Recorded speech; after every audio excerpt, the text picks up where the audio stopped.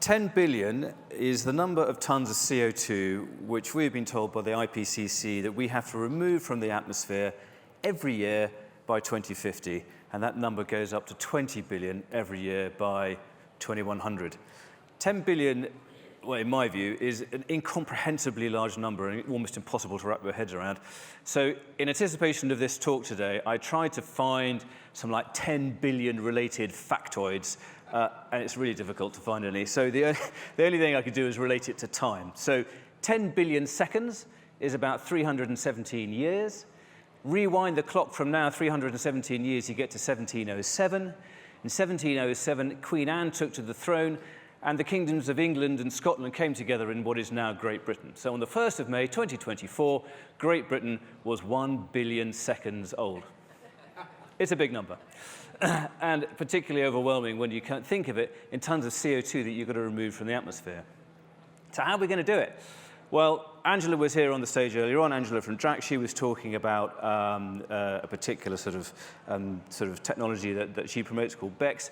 And so these tons of CO2 are not going to come out of the atmosphere from our decarbonisation efforts, and they're not going to come out of the atmosphere from traditional offsetting projects. There are about 170 different offsetting projects out there at the moment, but all they do is avoid the future production of CO2 into the atmosphere. Angela used the bathtub analogy. I think that's a very good one. You need to pull the plug out rather than turn the tap off. And so what technologies are out there that actually serve this purpose of the proverbial plug? These are carbon removals projects. Now, carbon removals projects tend to organize themselves in terms of two broad categories: nature-based solutions on one side, engineered solutions on the other. And if you're in the market for carbon removals, or you will be as you approach your net zero target, you'll need to choose. Do I go for a nature-based solution? So what have we got here? We've got things like tree planting, we've got regenerative agriculture. So these types of projects, great co-benefits such as biodiversity, increased soil health, increased crop yield, but at the same time, the amount of time that they lock away carbon into the atmosphere is 100 years, maybe 200 years at best. And so while that's meaningful, it's probably not long enough. And so on the other side, you've got the engineered solutions. You've probably heard of DACs, tends to be like the poster boy of the carbon removals industry, look like giant, great sort of air conditioning units stuck up in Iceland somewhere. Now, these don't have many co-benefits, in fact, hardly any at all. However, they do result in the carbon being removed from the atmosphere for a very long period of time, tens of thousands of years, maybe even hundreds of thousands of years, and what we call geological time frame. And so sitting kind of in the middle of the engineered solutions and the nature-based solutions, you've got something called enhanced rock weathering. I work for a company called Undo. We are an enhanced rock weathering project developer. So how does it work? What is it? Probably best to start off by looking at the process called weathering. Weathering is a natural process. It's been happening for millennia. It's one of the reasons why we have a stable planet today. So it is the combination of a series of chemical reactions that take place between rainwater, CO2, and certain types of rock. So as rain falls through the air, I never knew this before I got into enhanced rock weathering, it actually picks up CO2 on its journey to the ground. So when it hits the ground, it's actually already a mild carbonic acid. Now, when it hits a certain type of rock, silicate rocks, a chemical reaction takes place, and that mild carbonic acid is converted into a bicarbonate. So at this stage, bicarbonate is basically, it's a lot more stable, and it's now an alkaline. So this bicarbonate stays in the rainwater, which eventually becomes soil water, which eventually becomes river water, and then it ends up in the oceans. When it gets to the oceans, another chemical reaction takes place, and the carbon that was in the bicarbonate is now converted into a solid form, and it's deposited onto the ocean floor in the forms of rocks and shells, calcium carbonate. The White Cliffs of Dover are a great living example of this process. The only trouble is, it takes a really long time, like tens of thousands of years. And so the enhanced bit in enhanced rock weathering is the acceleration of that process. So all that we do as a project developer is we increase the surface area of the rock that it comes into contact with the rain. And we do that by taking very small particle-sized silicate rock, we chuck it out the back of a tractor onto agricultural land, and we let nature do the rest. It needs to rain, obviously, and it needs to be a certain type of rock. So that is how that particular sort of process works. We accelerate the carbon cycle that I described through weathering, so that rather than taking tens of thousands of years, it takes tens of years, and therefore can have a meaningful impact on climate change and carbon removal. So what? Why is this project of interest within the sort of carbon removal space? Well, first of all, durability. I think Angela touched on this earlier on, and I mentioned it earlier. So it locks carbon out of the atmosphere for what we call geological timeframes. That's a good thing.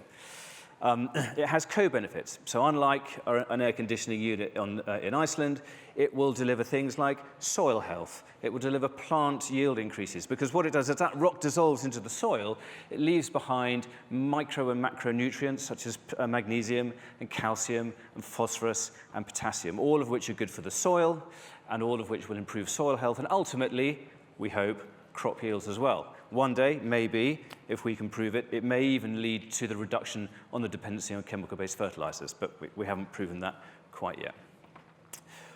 It doesn't come without its challenges, though. We know that weathering happens, as I've described earlier on. The challenge is measuring the rate. How quickly are we actually accelerating it, and therefore, how do we quantify it on a year-by-year basis? Because it removes carbon over time, right? It's like a tree. It takes several years, and we need to know exactly how much carbon dioxide is coming out of the atmosphere on an annual basis. All right, so who's this for? Well, if you're chasing a net zero target of 2030 or 2040, and you want to get to true net zero, then you're going to be in the market for carbon removal credits. So we are just about to deliver the first independently verified carbon removal credits from enhanced rock weathering, available on carbon registries.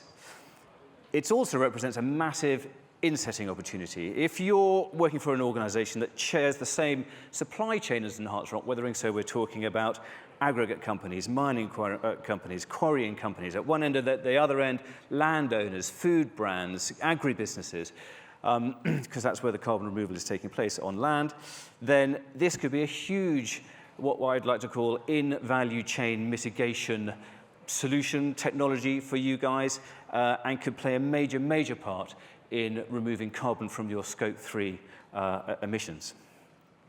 So why should we be interested in this now? Well, I think Angela touched on it, and I can only emphasize this point, which is going back to this 10 billion tons by 2050 target, this sort of ridiculously large number.